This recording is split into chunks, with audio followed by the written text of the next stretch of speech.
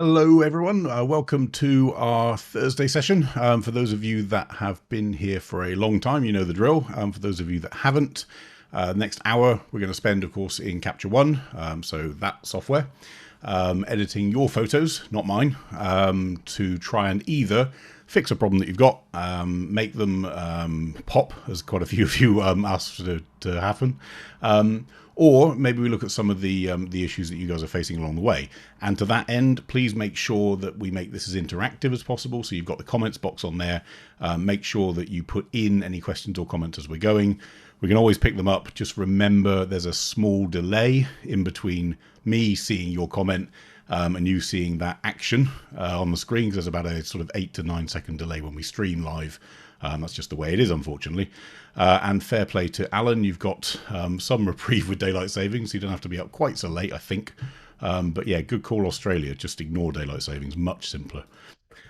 So let's get into our system. So we are using Capture One 21.1 today. That's the current version as of right now, at the point that this was recorded. If you have version 20, so version 13, if you go to the About screen, you're going to be able to follow along most of what we're doing today just fine, no issues. There'll be a few tools that might be missing, but most of the general concepts will be okay. If you're on version 12 or previous to that, there's going to be quite a lot of differences between your version of the software and the version that we're using. So please have a look at capture1.com and consider upgrading. You might find some of the things like new heel and before and after and so on really useful, and catch up. Come on, get with it, because at some point you're going to have to upgrade your operating system too. Right, let's get into Capture One. So as I say, welcome everyone. For those of you that have been here before, you are welcome, as always, to join in and rib and poke and question. For those of you that haven't joined in before, you have the same right and privilege, but don't be afraid to put any comments in. We'll try and get through as many as we can. So the image we see on the screen right now is from Barry. This is one of the groins, or the old groins, I guess, out in Worthing. And Barry's just asking in general terms, like, is this okay? Has it been overcooked or overdone? So the way that typically we'll try and find out whether something has been overbaked is to use before and after. So for those of you that don't use Capture One's latest version or current version, you won't have this, but most of you do. So the before and after tool is up here on the toolbar. If you hold down your mouse, you can choose whether before and after shows you a split or a full view, or you can press the Y key on your keyboard and you'll see the split view appear here. That allows us, and actually we can do it on multiple pictures as well. We won't go into that. If you want to see how to do that, go into the Capture One 20 pro tips video that we did on before and after, which is on the channel. But in terms of seeing what was there before and after, this is a really useful way of just checking in with the adjustments that you've made and whether or not we've gone too far, too little, changed the color too much, or so on. And looking at this shot, typically in terms of workflow, what I tend to do, if I'm honest, is I'll often use the before and after tool just to do a quick check after, I guess, after every layer that I add on. It's probably a good way of working, which is make your changes on the layer, do a quick before and after. Has it had the effect that I want? And then tweak. Of course, you can lower the opacity on any of these layers. So if we don't like the amount that change has implicated or has impacted on the image, we can pull the opacity of that whole layer down, as well as tweaking the tools. Where I see a lot of people go wrong is, and it's not wrong, it's less efficient, is making all the changes and then looking back at the very end and seeing how different the image is, without a sort of view of how much of a tweak have I made in between. And it's fine if you're making small changes, and we will see today, we've seen in previous sessions as well, lots and lots of small changes cumulatively really do add up. But if you're making big sweeping changes, you can get to the end of 6 or 7 layers worth of changes, look back and go, ooh, that's quite a lot different, in a good way or in a bad way, depends. But it's worthwhile just checking as we go. So in this case, on Barry's image, I mean, to be honest, there's nothing wrong with the processed image. I'm probably going to tweak a few things, but in general terms, it's been processed really nicely. So what we have got in the original image, to be clear, is some color cast.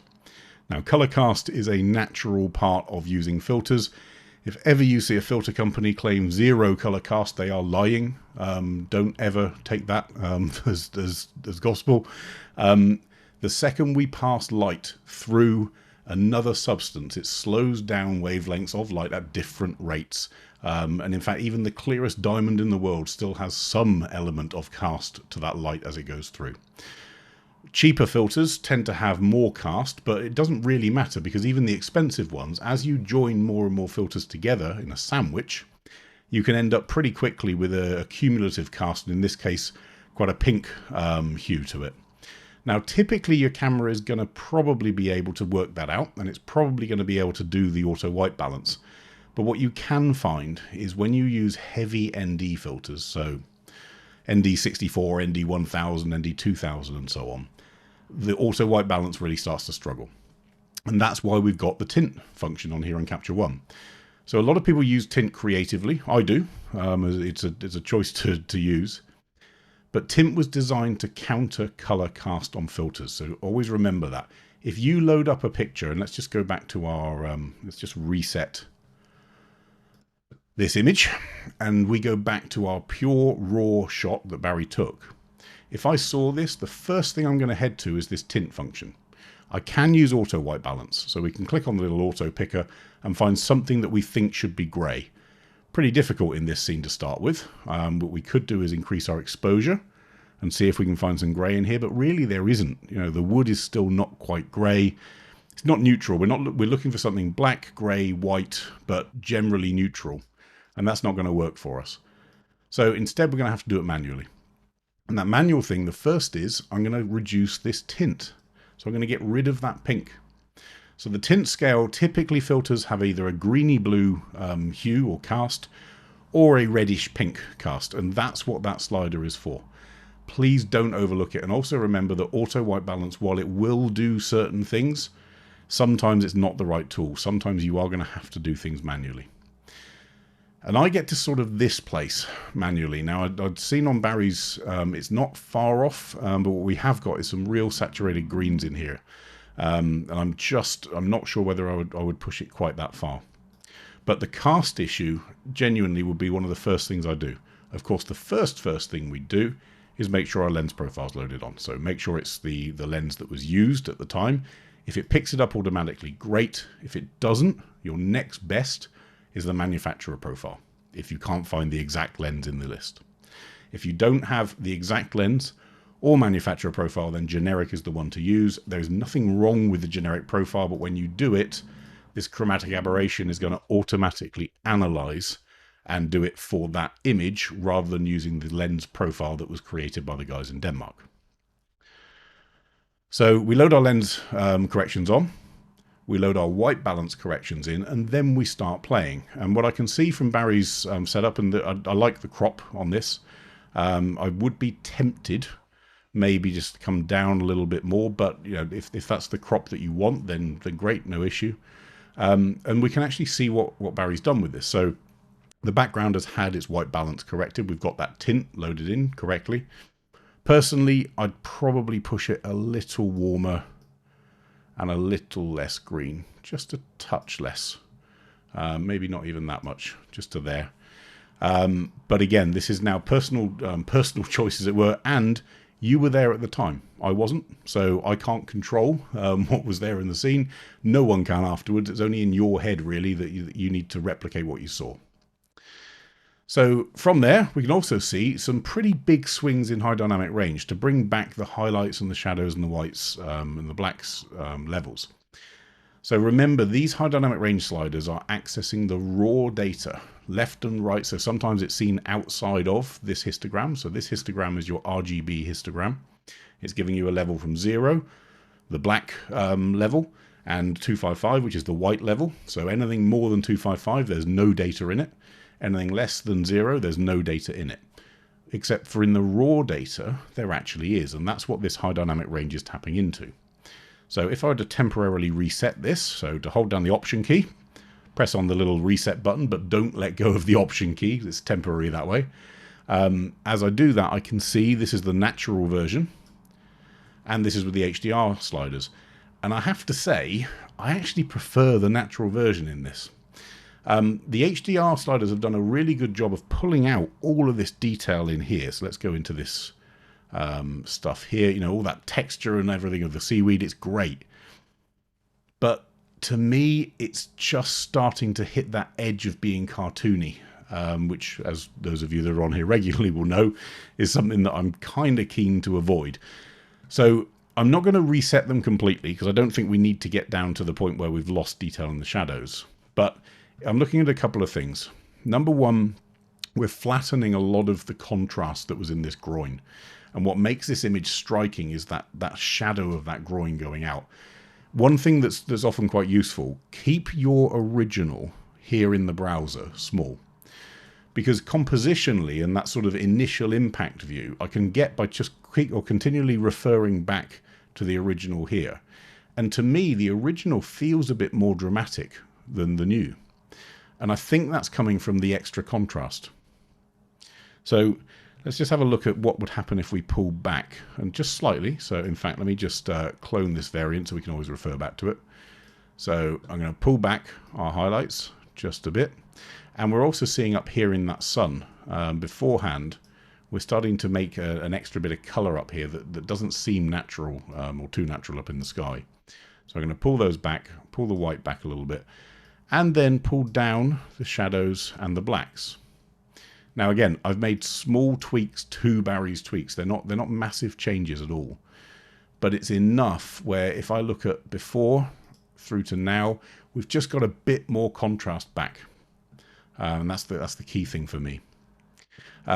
Steve just asked, the manufacturer profile ever added at a later date? If it's not detected, will it say a lens firmware upgrade, make it show? Potentially. To be honest, I don't know. I've never seen it appear later, but in theory, if your camera had a firmware update and the lens had a firmware update and it sent that data into the raw file that it didn't have before, then yes, Capture One would pick it up.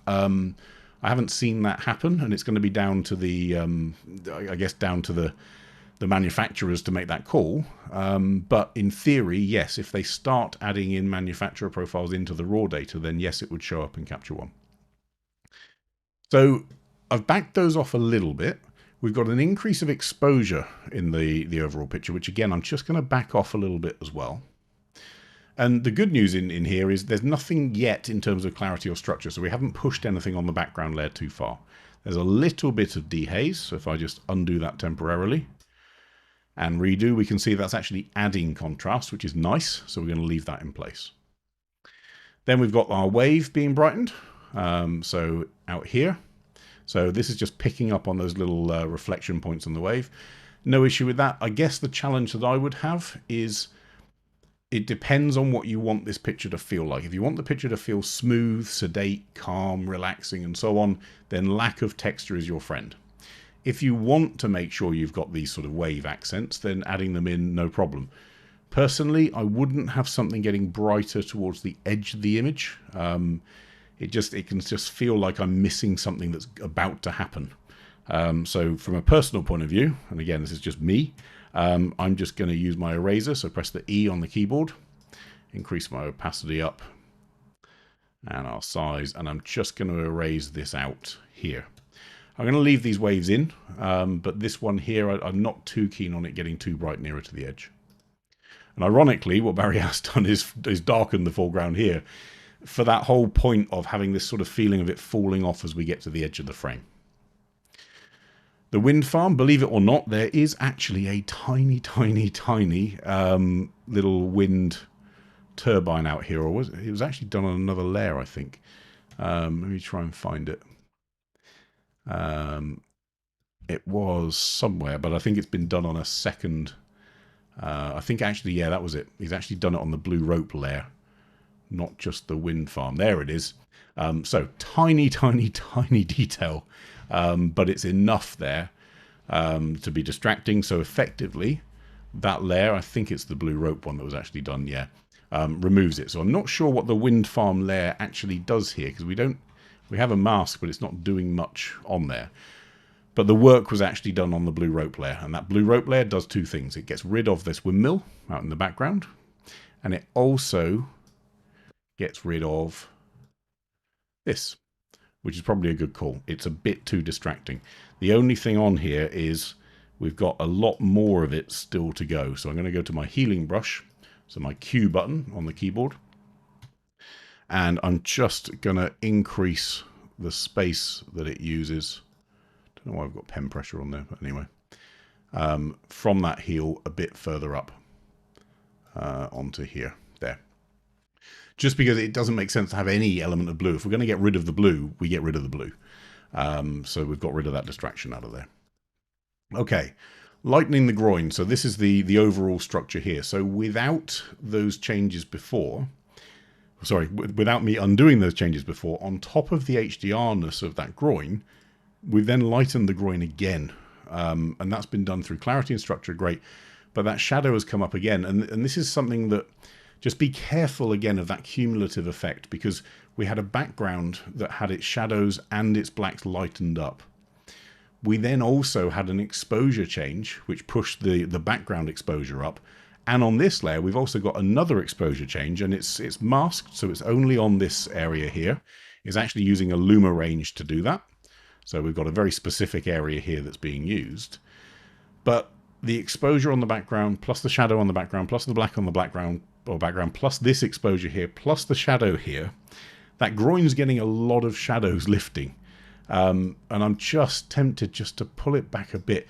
It's okay to have dark shadows and deep tones in this stuff as well. Lighten the ocean layer is an overall lightening. Now, this is where, again, it's that layer tension again. We've got a layer down here that says foreground darken. And then we've got a layer above that says lighten ocean. And that lighten ocean is actually effectively just a gradient mask, pulling up the brightness and pulling up the exposure. Now, just bear in mind, it's also then included in that gradient, pulling up the groin. So we're lightening again. So we're lightening and lightening and lightening. And this groin is getting hit with all of those things at the same time. We're lightening the ocean here and then darkening the corner. So just be careful with those conflicts as you do this stuff. For me, on the light and ocean scene, I would be tempted to use a luma range just to exclude those groins. So leave all the ocean in, no problem. But I sort of want to see this stuff being cut out of that mask when we catch up. There we go, that's a bit too much. So we're going to pull this luma range down. The luma range mimics your histogram. So this includes everything from the brightest whites all the way down to 90, and then slowly tapers off down to 45. And I'm going to shift that down until less of the groin is in, but enough of the sea is covered. So I'm just picking out certain parts of it and applying that luma range. Now what that means is we're still doing the lightening of the ocean, but look, we've had less of an effect on that groin. If we want to use the groin, then we've got our groin layer here. We've got this lightened groin layer, which has got a mask on it. So we can use that, and actually now, having not had that compound effect, we can afford to pull up that exposure just a touch more. Maybe to there, that'd do it. Sky, very simple layer. Up here, it's just a gradient that allows it again to fall off as it gets nearer to the edge. And then we're in a pretty good place. To me, again, and this is really important, if you see here, we haven't made too many changes. There's actually a very, very limited amount of change that I've made. What I would be tempted to do on here, just go to our, I think it's light and groin. With our groin layer here, I'm actually going to pick on this green. And using the color editor, so the advanced color editor, we could do it through basic. So on our basic color editor, we can just choose the green color. But I want to be a bit more specific than that. I want to choose this exact dark green here. And I'm going to increase the scope of how much is being selected. So our advanced color editor allows us to pick a color and then tell Capture One, I don't just want to affect that color. I want to affect the not so saturated stuff in the middle through to the heavily saturated stuff on the outside. And I want to stop short of the very outside. And I want to cover everything that goes from greeny yellow all the way to slightly more yellow, and greeny yellow all the way to slightly more green. So that's what that wedge is for. And with that, we can shift the color if we want. We can shift the hue of it. We can make it less green like that, slightly orangey, I guess. or we can actually make it more green, more greeny blue. But I'm not going to do that in this case. What I am going to do is pull down the saturation, not a lot, and pull up the lightness just a touch. Again, not a lot. Probably about there. And all this is doing is, and I'm going to, again, use that Option key, the Alt key, to temporarily reset this one tool in one go. So hold down the Option key or the Alt key, press down your mouse. You can see then without the tool applied and with the tool applied. This is so subtle, the change that we've made. I'm actually going to pull that down there. But all it is just to take away that immediate bright green that I see. If we wanted this to be all about the bright green, then we'd have less subdued colors elsewhere. So for me, it's sort of got to fit in keeping with everything else. I guess then finally, I would be tempted just to neaten this corner up a little bit, but we've got a twist on the horizon. So I think we'll have to leave it as it is there, but we can maybe shrink this a touch. So keep our 3:2 aspect ratio into there. And I could afford to get to maybe there. So I've got this corner coming in properly into that corner there as a nice lead into the image. So that's where I'd go with it. It's literally personal taste, of course, that we're going through here. But this is Barry's original. And I say there's nothing wrong with it. There's nothing wrong with the edit. It's perfectly fine. But I just feel if I compare it to our original, the raw, that's too much of a difference to be able to even consider. So let's compare it to, instead, the raw with its white balance corrected. And that's the one on the right hand side. So this has had no other changes, but it has had its white balance corrected for that color cast. And we see it just feels more dramatic. And that's why I've just backed away some of these changes. So we're still with a silhouette here, rather than the top one, which just looks a little bit cartoony. It's just on that point where it tips over the edge. So some questions where we are. Oh, there we go. I think it's a little too HDR-ish. Yeah, and that's my only challenge with it, Barry. To be honest, the cropping we can talk about many different ways of doing the crop on this shot, but I think it's just a little bit too much on here in this detail here. Detail is great, and we have sharp lenses and we have amazing sensors, and we want to show that off. But from a picture point of view, it doesn't quite make sense that I've got all this detail in the foreground of what would be a silhouette. It just doesn't quite tell the right story, to my mind. Where are we? Paul says, the magic wand any good in the white balance tool? It is, but remember, you've got to be able to tell Capture One an area of the image which is grey or black or white. In other words, neutral. So on this image, there isn't anything that I could say hand on heart should be completely neutral grey. Let me just clone this variant so we can see. If I go to our background and choose an area and I get it wrong, so let's choose some wood here, thinking that it's grey, all of a sudden, whoa, okay.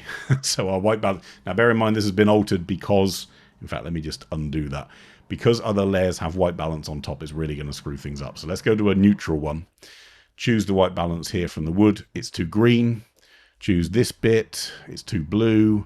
On this sort of image, you're never going to find a neutral color to be able to use, really. Paul is saying I would have left the groin a bit more in the dark. Yeah. So to be honest, Barry, that's what we've done here. All we've done is just backed off some of those changes. Of course, in every case, I've backed off the tool, remember. I don't need to. I could back off the overall opacity on the layers. So if I didn't like how much has been done on this groin, rather than going into the tool down here, I can just pull back that layer opacity and it will have the same effect. But what we've done is just broken it down tool by tool. Brian, is the sea leaking away to the right? I don't know. Oh, do you mean on the horizon? the giant plug hole in the sea. Let's have a look. So guides up here. If you don't have a guides tool on your toolbar, number one, right click, go to customize toolbar, and you can add it out of all of these fun toys. Or you can go to view and tick guides. So when I have a guide on, I can pull that straight line down, and let's see if Brian is right. Nope, it's not leaking away to the right. I think, to be honest, Brian, it's a bit of an optical illusion because of the Jetty's perspective. But yeah, no, it's not leaking away to the right. It just, maybe it feels that way a little bit. And then Ruben's just asking, can you create a mask out of a color range? Absolutely, yes, you can. So let's go to our Lightening Groin, for example.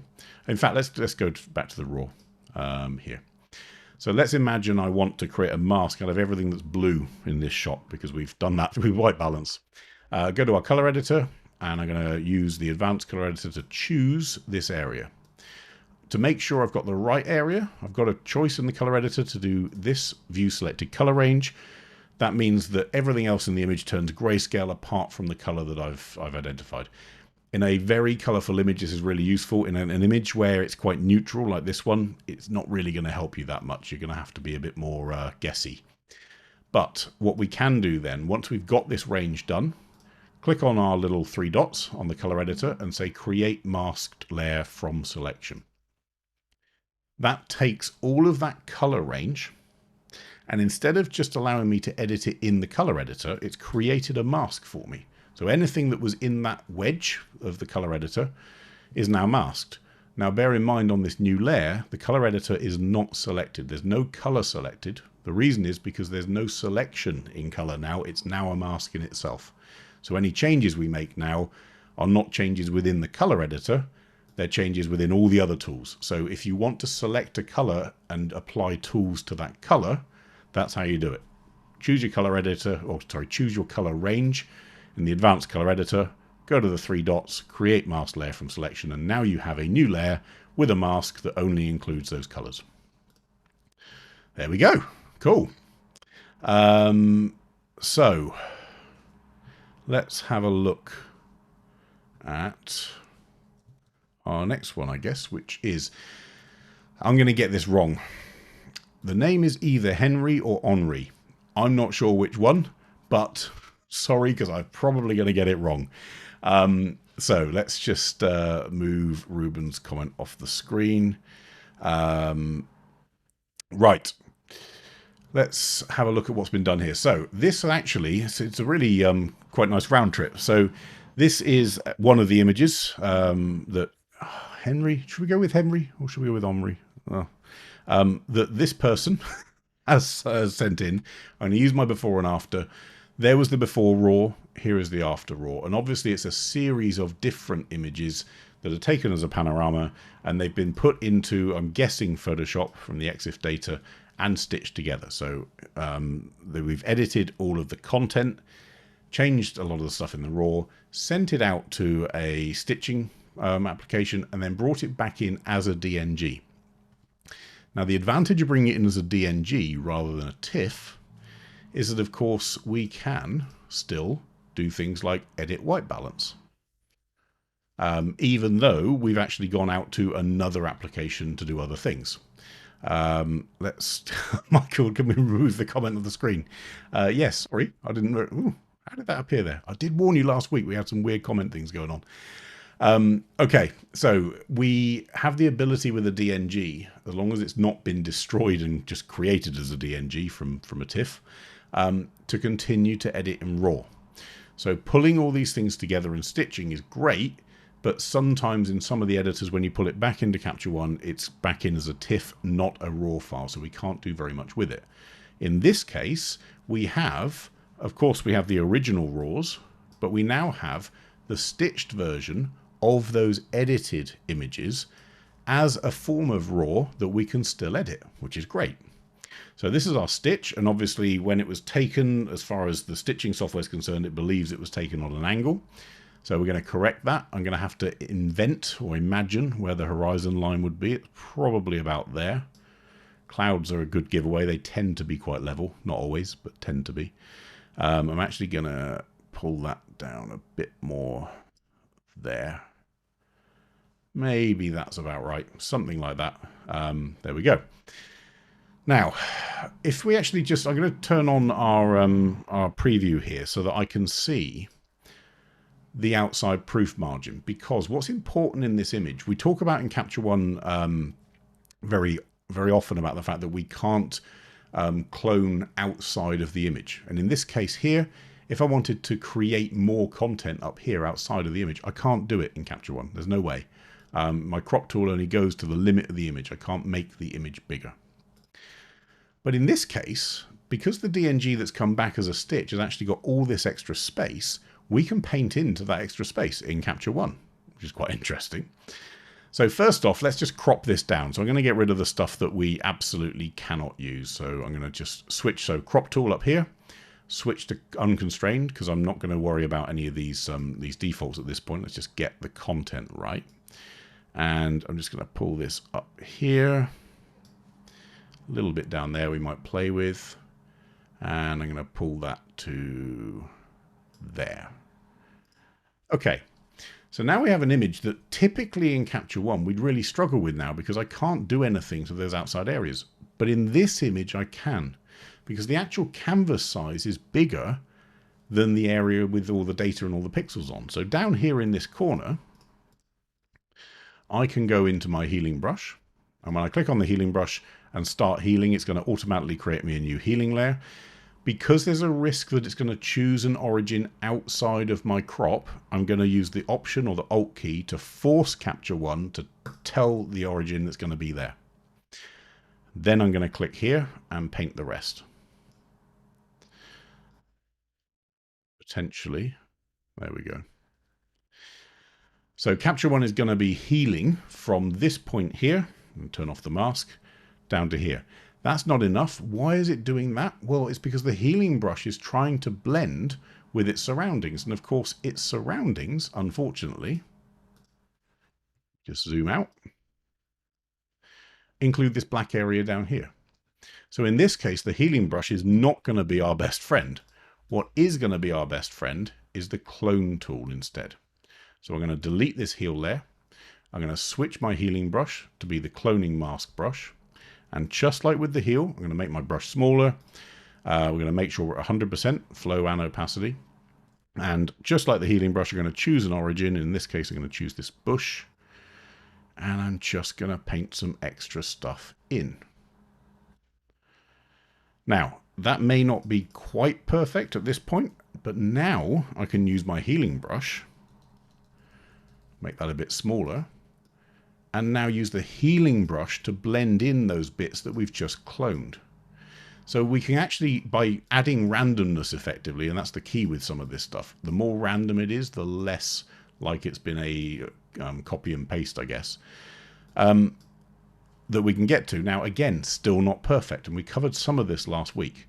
If I now go to my cloning mask, I'm going to create a new clone layer. And instead of using 100%, I'm going to use 50%. And the reason is because I want to start blending some of this clone in. So I'm going to choose this bush here and blend in half of it. So not all. So it's not a complete copy. It's just parts, oops, sorry, of that bush there. Let's have a bit more reeds, I guess, there. Yep. Looking pretty good.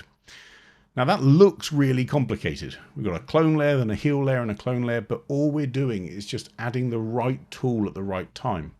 So that heal layer isn't the right tool to start with, because it's going to try and use its surroundings to blend everything in. And its surroundings in this case are a great big black empty area. So it's going to use some of that black to fill in the space. What we need to do is clone first, fill in the area with content, then use the heal brush to effectively blend that into its surroundings. So you can guess what we're going to do up in the sky. So let's go to our... in fact, we'll create a brand new heal layer. Let me just come back into there. With our, a brand new clone layer. So new clone layer here. I'm going to call this one bottom left clone top. That's going to make sense to me later. Bottom left heal. And bottom left clone base. So we use these to remember. So just double click on a layer, you can make the change. Sky top right. And with our sky top right, the stamp tool or the clone tool again. And with our clone tool, which you can press S on the keyboard to get the same thing, we're going to choose an origin. And we're going to paint. And it's not going to be perfect, don't worry. We're going to choose another bit of blue here, and we're going to paint there, and another bit of blue here, and we're going to paint there. And to be fair, it's not bad off the starting blocks, as it were, but I am going to just finish it with another healing layer. So we're going to create a new heal layer here and call it Sky Heal Top Right, and choose an origin, and then heal that out so we don't have a duplicate of that cloud. Maybe we need to go more there. Come on, think about it.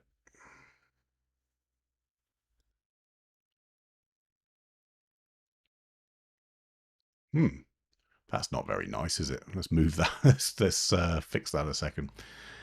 Okay, so we should have done a better job than that. It's a bit strange. Let's just see whether our mask is. In fact, then, if the healing brush isn't going to play ball, what we're going to do is with our Sky Top Right, as you can probably guess, clone tool, back again.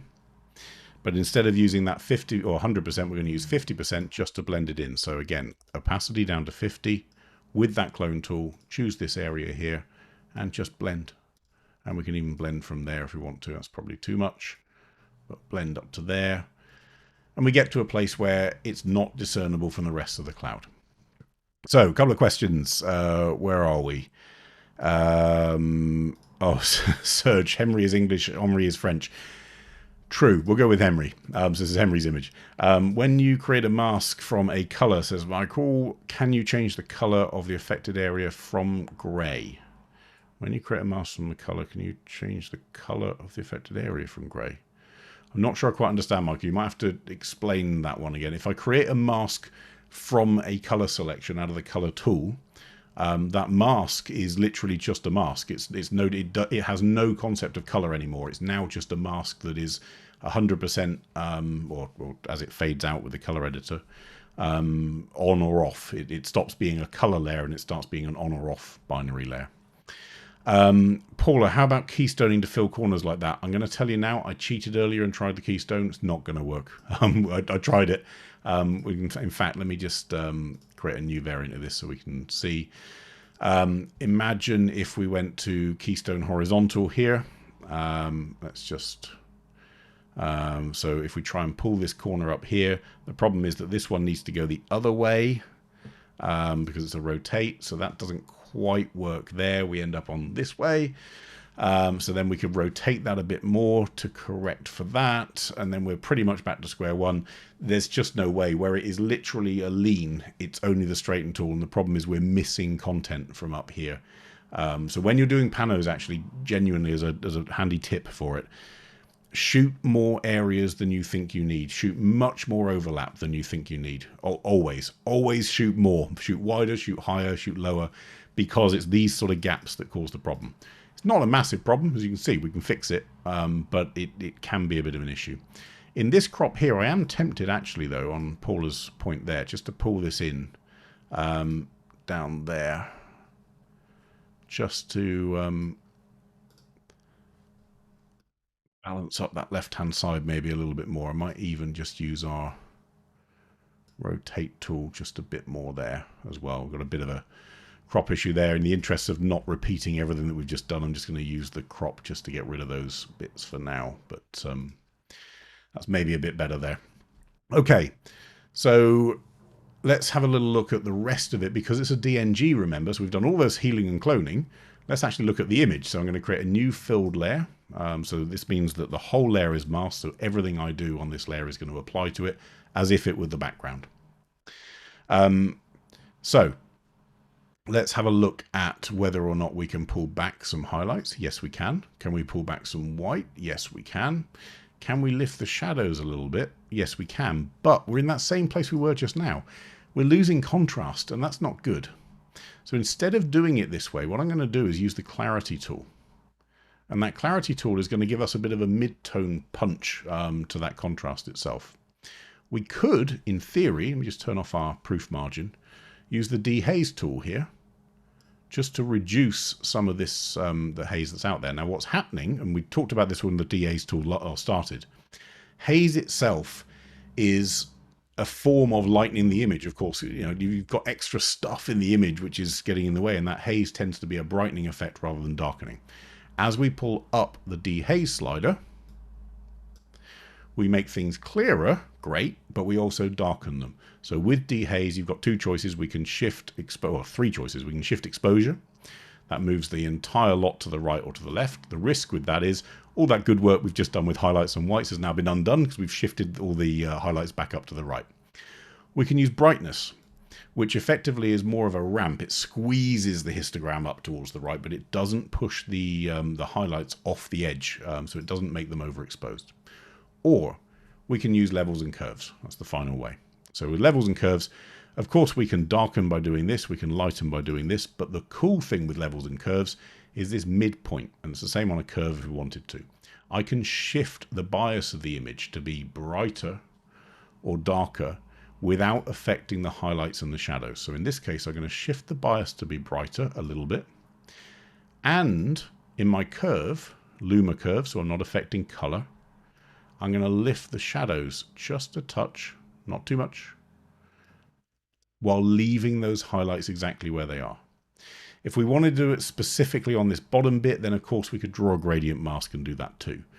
But in this case, this sort of does the job for me en masse, as it were. With all that done, I can now afford to pull up the brightness of this shot. And actually, we can afford to pull up slightly the shadows. By doing that, those shadows, well, in a minute, we're going to fix that in a second, but the shadows start to look a little flattened. So one final thing, so we're going to call this one image adjustments, because they're global. And I'm going to create a new, let's go empty filled layer. I'm going to call this one rocks. With a very soft brush and a 100% flow, I'm going to very, very, very roughly and horribly draw a wonderful mask over these mountains. Now, because I work backwards in my brain, I'm going to use our eraser at a lower opacity to now feather in the bits that I know I don't want to affect so much. So this lighter stuff, the brighter stuff at the edges, I don't want to be lifting that too much. Okay, so there's my rough mask, but I only want to affect the rocks and the mountains. So now I use Luma Range. Luma Range in Capture One allows us to exclude areas, just like we did with the groins. So we can say I want everything that's dark. And I want not so much of the stuff that's light. And as I do that, we can see the effect on the screen. Let's pull it in even more. There we go. We're starting to lose the water. And I'm pulling it to the point where I just start to lose these mountains out of the range. To there. The further I make this bottom part of the ramp move away from the top part, the softer the fall off is. So the more feathered the edges are between the areas that are included at 51 or below in histogram terms, through to 102, anything more than 102 is not included at all.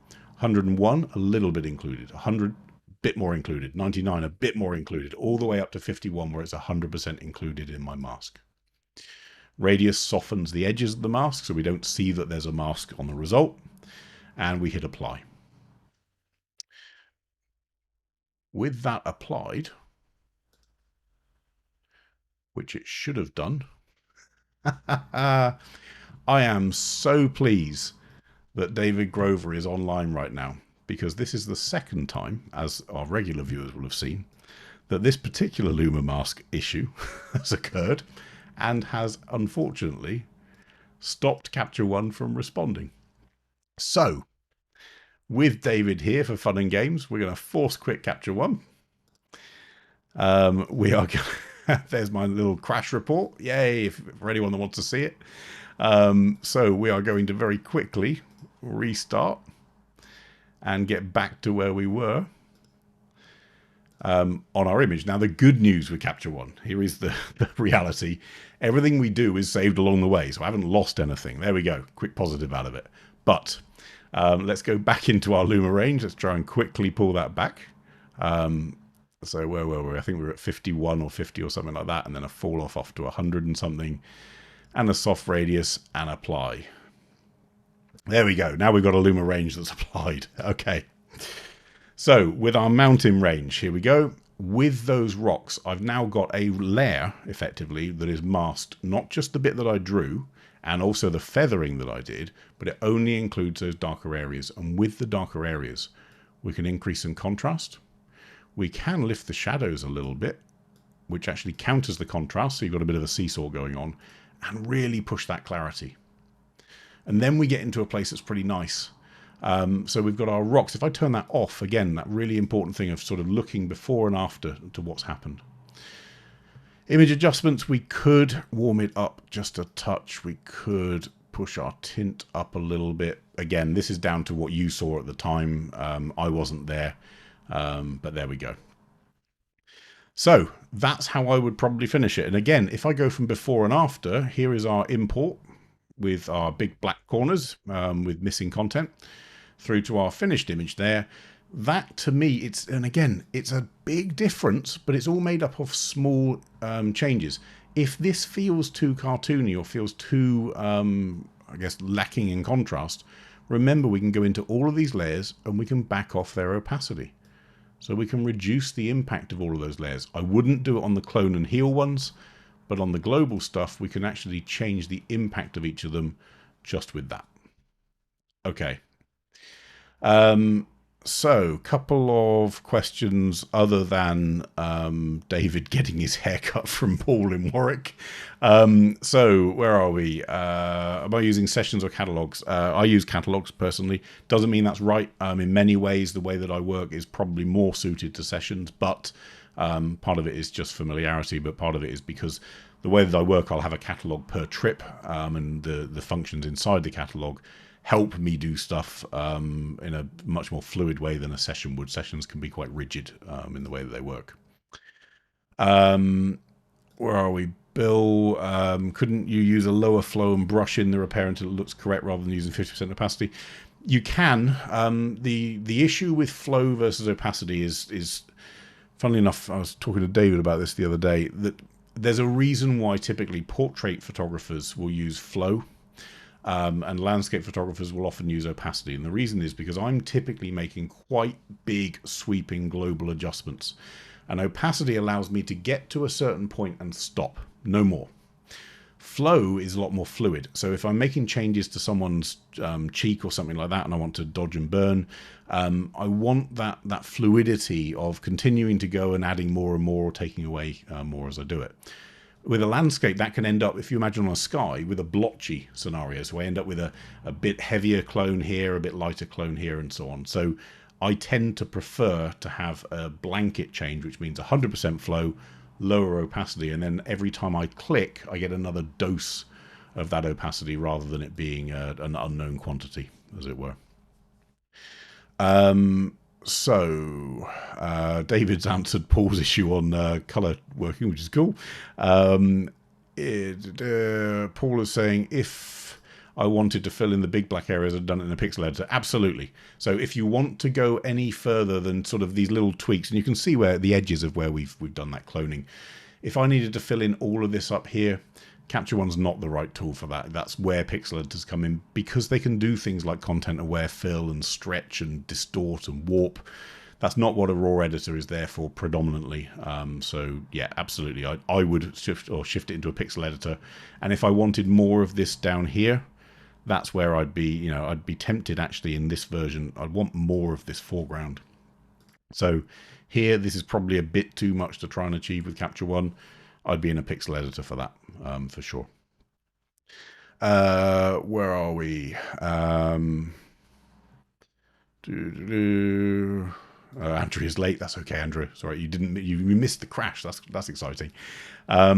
So where are we? Ruben. So crashed out of Capture One and came out to the same point. Absolutely. And yes, Capture One has memory. It doesn't have memory in that sense. What it does is, as you make changes to any raw file, it's writing into the catalog or the XMP or whatever those changes as you go. So when it loads up, it's just loading up the file. So it's written into the file every step that you're making. So if Capture One does, for whatever reason, crash, you're in a good place because you can absolutely get back to where you started.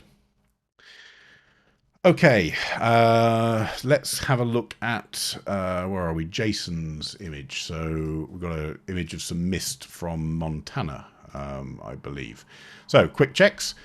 We don't have necessarily the right lens loaded in. Let's just turn off our proof margin. This is an EF 100 to 400. What Capture One is saying is we don't know which one you did that with. It may have been that it was on an extender. I'm going to guess that it was. And that's possibly why it doesn't know. Oh no, it's a 400mm. So let's go for it. Let's load in the right one. Maybe Capture One just wasn't sure. It's the IS version 1. Yep. Okay. We are not going to use diffraction correction. Right. So we've done our lens profiling. I'm going to just do a manual chromatic aberration check. This one's really simple. If I pull up too much in here, so let's do it. Let's just pull up shadows, pull down highlights, pull down whites, pull up blacks, and start to use things like clarity and structure. We're going to see all this noise. And with subtle images like this, you've got to be careful that you don't end up bringing up noise and patterns into the shot. It can go really wrong really quickly. So for me, this is all about contrast, this shot, and that's all I'm going to be playing with, apart from maybe a white balance shift. So let's reset all of those tools. And the first thing I'm going to do is go to my curve in a Luma curve again. And I'm just going to increase our top area and decrease our bottom area just to get a bit more of a contrast pop. So you can see the difference here. If I just do a quick undo and redo, I'm looking at this and thinking I want more contrast. And that's what I'm adding in with that subtle, and it's a small S curve. Got to be careful that we don't increase the brights too much, but it's enough just to give us a bit more of a contrast boost. From there, tiny touch of clarity. Do not push clarity too far. If you do, you see what happens up here? You're going to get these, well, big halos in this case, but you're going to get some great stuff down here, and it's going to hurt up here. So what we need to do is, yes, absolutely, we want to use a bit of clarity because it's going to start to pull out these strands. But then I'm going to use my eraser. Oh, sorry, what am I doing? Stupid, got distracted. Right, new filled layer. On that filled layer, we're going to use our clarity. And that's affecting the whole image. Now with that filled layer for clarity, we're now going to use the eraser. And I'm going to set that opacity down again, quite low. And I'm going to undo the clarity tool up here. If I look at the mask and what it's doing to it, I'm just losing it from this whole area up here. And the advantage of doing this is I can keep all of that detail down here with what that clarity tool is doing without introducing those noises, those patterns and weird artifacts that come up as a result of pushing clarity too far in quite a bland area. If you use clarity on an area that's void of detail, it's a bit of a problem because you're going to bring up stuff that you don't want to see. It's designed to be off into the distance and misty. We could use a tiny bit of dehaze. Again, with this layer handily, I've only now got this foreground in, so I could use the dehaze tool just a bit. And what I'm looking for is not to get rid of the haze. What I'm looking for is, can we increase the clarity and the structure of some of these bits without having to rely on all that clarity and all that structure? Because with structure and clarity, up comes noise as well. So a little bit of that. And then where I'm also at is, let's play a little bit with our color tone here. So color balance. And I'm going to, with our background layer, so everything in the image, there's no point in just doing it on one part. I'm going to pull up our highlights in to be warmer. Maybe up to there. Our mid-tone's a little warm too. And our shadows, I'm going to pull down into a nice sort of bluey area like that. Now, this is where we go from what was there and what's an interpretation of it. I wasn't there. I don't know how this looked or how this felt, but to me that feels like a nice way of treating this image. So we get all the detail in without increasing noise, without bringing up any weird shapes and patterns and artifacts and all that sort of stuff up here. But we're getting all of this stuff nice and clear and crisp, and getting that real strong sort of light beam coming across this, coming across that shot. Again, personal interpretation, but hopefully that sort of does a decent job on there. Right, and then have we got time? We have finally on Stefan's shot of a Jetty. So there's lots and lots. When you send in an EIP, it's really useful because I can see what you've done and the different ways that you've tried to edit it and see. This one here, the issue that I have is, so what Stefan's actually done, it's a nice edit in terms of getting the mood. But this pull down of clarity down to -100, let me just undo it so you can see. It does a really nice job out here of softening that out. But it's not working here on this Jetty. And the reason is that when you pull clarity down to 100 or -100, in the same way that pushing it out to +100, you'll end up with a load of halos on the inside of the contrast. When you pull clarity to -100, you end up with these sort of spillovers of the softness to the outside of where the contrast edge is. So if I pull that back down to effectively, well, where were we, 0, we've got all this crisp, clear, and as Tom says, dock, rather than Jetty. We've got all the crisp, clear detail and everything without any of that risk. But I get absolutely where Jason's coming from. Oh, sorry, where Stefan's coming from, which is having that negative clarity out on the horizon is really nice out here in the sky. So I'm going to leave this down here. Actually, we're going to reset that to 0. And I'm going to reset our structure, actually. And I'm going to create a new layer, an empty layer. And I'm going to use the gradient tool to apply a mask that affects the sky predominantly. And with the sky, we're going to pull down that clarity, not 100%. And we're going to pull up that structure to get some of these strands. But I'm not affecting that dock. And that's really important in these images. It's a great way of having that nice wispy feeling out in the distance. But to me and to my eye, it doesn't make sense that the dock isn't sharp. That's the subject of your picture. And if we go the other way, it's just a bit too much. It just feels a bit too, I don't know, painted, I guess. Now, if that's the look that you're going for, then great. But to me, it's not quite there. On the background overall, well, we've got a little bit of room to play with the levels. So already Stefan's pulled in some of the levels to brighten up the highlights. What I'd be tempted to do is to use a little bit of a bump in the curve just to lighten those midtones, push them across. We could, of course, use a bit of dehaze if we wanted to make things a bit clearer down here. Now again, dehaze versus clarity. We've got a layer here that's removing clarity, so reducing contrast. The dehaze tool increases contrast, so just be careful with that seesaw that you don't try and chase it. You know, you add some dehaze and then reduce some clarity. You're battling against one another. But what we can do with the dehaze tool is use it for the background without affecting the foreground. This foreground is fine as it is, but the background we can use just a touch of it, just to bring out those strands. Personally, I would be in a different place for this. I would actually be tempted, let me just create a new layer. I would actually be tempted to be adding in clarity in those clouds. So with my clarity tool up here, I personally would be in sort of this sort of place.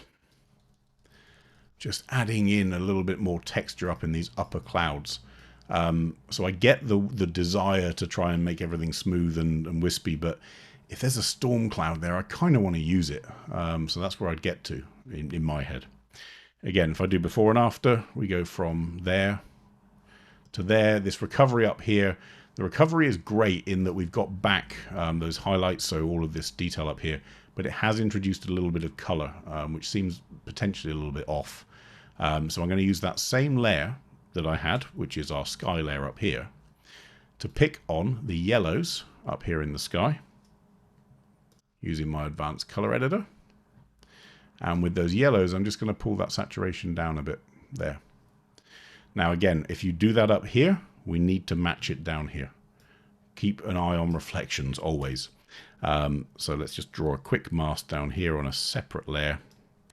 And again, with that color editor, pick on here. And we're just going to pull that saturation down. Ooh, a bit too much. to about there. And we just end up with a slightly more muted image. The risk of pulling back highlights in this sort of shot, you end up introducing colors that weren't necessarily quite so visible in the first shot there, but they come back when we pull back all those highlights. Just like this one, we end up with all that.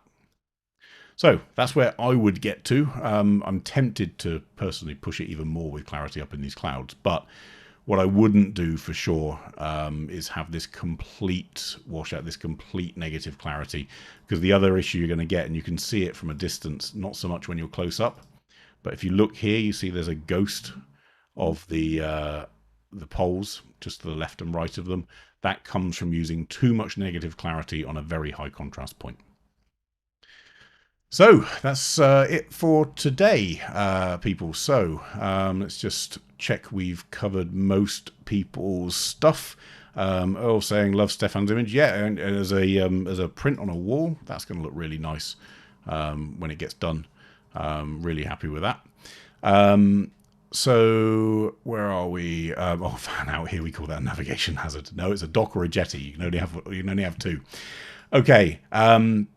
So we will catch up again later on, but Stefan's image, really nice. Jason's shot, really quick way of separating out some mist and getting some detail in here. Henry's shot, a good example of a round trip. So take loads of individual images, edit them in Capture One, send them out to be stitched together, bring them back in as a DNG, and we can still make changes and in fact increase some of the canvas area. And Barry's original image, just keep an eye on those layers and just keep an eye on the before and after so that we don't push too much. And if you do look like you're pushing too much, just remember you can always pull back the opacity on a layer. Remember, between now and next week, we will still be around on that Facebook group. You're all welcome to join in. So go to groups, Pori for Live. You'll see in there's lots of discussion about stuff that's on here, stuff that's not yet been on here, and stuff that people don't agree with, which is cool. And also don't forget that we've got all of those YouTube pro tips. So there's sort of 20-minute free videos that will cover individual tools in a lot more depth than what we can do on these sessions. Keep sending in your images. So poriforlive.wetransfer.com.